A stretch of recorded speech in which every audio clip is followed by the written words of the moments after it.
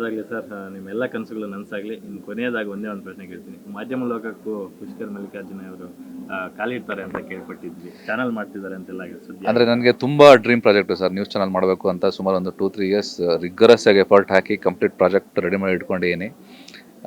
ಅದಕ್ಕೆ right collaborations ಕೂಡ ಆಗಬೇಕು. ಕೆಲವೊಂದು ಸಲ ವಿಷನ್ಸ್ ಮಿಸ್ ಮ್ಯಾಚ್ ಆಗಿಬಿಟ್ರೆ ಮೋಸ್ಟ್ ಆಫ್ ದಿ ಟೈಮ್ ಏನಾಗುತ್ತೆ ಅಂತ ಹೇಳಿದ್ರೆ ಅವ್ರದ್ದೇ ಒಂದು ಪೊಲಿಟಿಕಲ್ ಅಜೆಂಡಾ ಇರುತ್ತೆ ಅಥವಾ ಪರ್ಸನಲ್ ಅಜೆಂಡಾ ಇರುತ್ತೆ.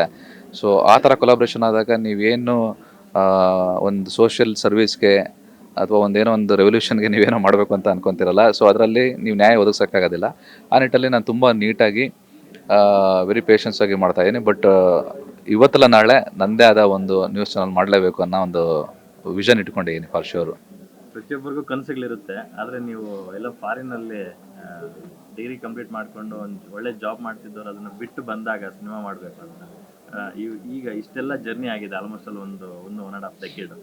ಸೊ ಯಾವುದಕ್ಕೂ ರಿಗ್ರೆಟ್ ಇಲ್ವಾ ಸರ್? ನಂದು ಒಂದು ಅಲ್ಟಿಮೇಟ್ ಡ್ರೀಮ್ ಹೇಳ್ತೀನಿ ಸರ್.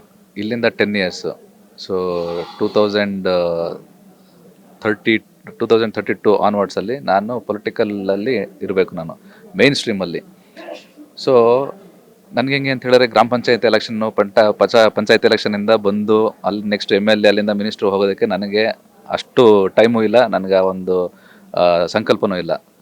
ಸೊ ನಂದೇನಂತಂದರೆ, ನೀವು ನೇಮ್ ಆ್ಯಂಡ್ ಫೇಮ್ ಇದ್ದರೆ ನೀವು ಸಮಾಜದಲ್ಲಿ ಹೆಂಗಾಗಬೇಕು ಅಂದರೆ, ನಾನು ಯಾವ್ದಾನ ಒಂದು ಪಾರ್ಟಿಗೆ ಅನಿವಾರ್ಯ ಆಗಬೇಕು. ಇಲ್ಲ ಪುಷ್ಕರ್ಗೆ ತುಮಕೂರಿಂದ ಟಿಕೆಟ್ ಕೊಟ್ಟರೆ ಅವ್ನು ಗೆಲ್ತಾನೆ, ಅವ್ನು ಹೆಂಗಾದ್ರೂ ಮಾಡಿ ಕರೀರಿ ಅಂತ. ಸೊ ಆ ಥರ ಆಗಬೇಕು ಅಂತ ಹೇಳಿದ್ರೆ ನೀವು ಬೆಳಿಬೇಕು. ಸೊ ನಂದು ಜಲ್ಲಿ ಕ್ರಷರ್ ಇದ್ದಾಗ ನಾನು ಸಿನಿಮಾನ ಆಯ್ಕೆ ಮಾಡ್ಕೊಂಡಿದ್ದನ್ನು ಕೂಡ ನೇಮ್, ಫೇಮ್, ಸಕ್ಸಸ್ಸು, ದುಡ್ಡಿರೋ ಅಂಥ ಒಂದು ದೊಡ್ಡ ಸ್ಟ್ರೀಮ್ ಲೈನ್ ಬಂದು ಸಿನಿಮಾ ಇಂಡಸ್ಟ್ರಿ. ಸಿನಿಮಾದಲ್ಲಿ ಬರೀ ಒಂದಷ್ಟು ತಪ್ಪು ಲೆಕ್ಕಾಚಾರಗಳು ನೋಡ್ತಾರೆ, ಏನೋ ಸಿನಿಮಾದಲ್ಲಿ ಲಾಸ್ ಆಗುತ್ತೆ ಹಂಗೆ ಅಂತಲ್ಲ. ಬಟ್ ನೀವು ಕರೆಕ್ಟಾಗಿ ಮಾಡಿದ್ರೆ ಇವತ್ತಿನ ದಿನ ಕನ್ನಡ ಇಂಡಸ್ಟ್ರಿನೇ ತಗೊಳ್ಳಿ, ನೀವು KGF ಇರ್ಬೋದು, ಕಾಂತಾರ ಇರ್ಬೋದು. ಸೊ ಇವೆಲ್ಲ ಫಿಲಮ್ಗೂ ಕೂಡ ಎಲ್ಲೋ ಹೋಗಿ 500 ಕೋಟಿ 1000 ಕೋಟಿಗೆ ಬಂದು ನಿಂತ್ಕೊಂಡ್ರೆ ಅಂಥ ಫಿಲಮ್ಗಳು. ಸೊ ಒಬ್ಬ ನಿರ್ದೇಶಕನಿಗೆ ಅಥವಾ ಒಬ್ಬ ಟೆಕ್ನಿಷಿಯನ್ಗೆ, ಒಬ್ಬ ಫಿಲ್ಮ್ ಮೇಕರ್ಗೆ ಒಂದು ಫಿಲಮ್ ಸಾಕು ಸರ್. ಕರೆಕ್ಟಾಗಿ ಒಂದು ಫಿಲಮ್ ಮಾಡಿದ್ದಿನ ನೀವು ಲೈಫ್ ಟೈಮಲ್ಲಿ ನೋಡೋಕ್ಕಾಗ್ದಲೇ ಇರೋಷ್ಟು, ವಿಷನರಿ ಮಾಡೋಕ್ಕಾಗ್ದಲೇ ಇರೋಷ್ಟು ನಿಮಗೆ ಸಕ್ಸಸ್ ಸಿಗುತ್ತೆ. ಅದು ಸಿಗೋ ತನಕ ಕೂಡ ನೀವು ಪೇಷನ್ಸ್ ಆಗಿ, ಕನ್ಸಿಸ್ಟೆನ್ಸ್ ಆಗಿ ಹೋರಾಟ ಮಾಡಬೇಕು. ಸೊ ಆ ನಿಟ್ಟಲ್ಲಿ ನಾನು ಕರೆಕ್ಟಾಗಿದ್ದೀನಿ. ನಾನು ಸಕ್ಸಸ್ಫುಲ್ ಕ್ರಷರ್ ಬಿಸ್ನೆಸ್ಸಿಂದ ನಾನು ಸಿನಿಮಾಗೆ ಶಿಫ್ಟ್ ಆಗಿದ್ದು. ಸಿನಿಮಾದಲ್ಲಿ ನಾನು ಮ್ಯಾಸಿವ್ ಸಕ್ಸಸ್ಸು ನೋಡಿದ್ದೀನಿ, ಒಂದಷ್ಟು ಚಾಲೆಂಜಸ್ಸು ನೋಡಿದ್ದೀನಿ.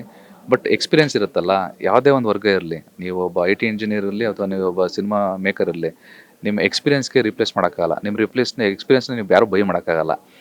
ನಾನು ಇಷ್ಟೆಲ್ಲ ಪ್ಯಾನ್ ಇಂಡಿಯಾ ಫಿಲಮ್ ಮಾಡಿ ನಾನಿವಾಗ ನನಗೆ 200-300 crores ಬಡ್ಜೆಟ್ ಫಿಲಮ್ ಸಿಕ್ಕರೂ ಕೂಡ ಮಾಡೋ ಅಂಥ ಕೆಪಾಸಿಟಿ ಇರೋಂಥ ಒಬ್ಬ ಪ್ರೊಡಕ್ಷನ್ ಹೌಸಸ್ ಇವಾಗ ನಾನು. ಸೊ ಆ ಒಂದು ನಿಟ್ಟಲ್ಲಿ ನನಗೇನೂ ಕೂಡ ರಿಗ್ರೆಟ್ ಇಲ್ಲ. I am more confident that with all the good and bad experiences ನಾವು ನೆಕ್ಸ್ಟ್ ಲೆವೆಲ್ಗೆ ನಾವು ಜಂಪ್ ಆಗ್ತಿದ್ದೀವಿ ಅಂತ ಹೇಳ್ಬಿಟ್ಟು. ಸರ್ ಒಳ್ಳೆದಾಗಲಿ sir. Thank you so much sir. Thank you.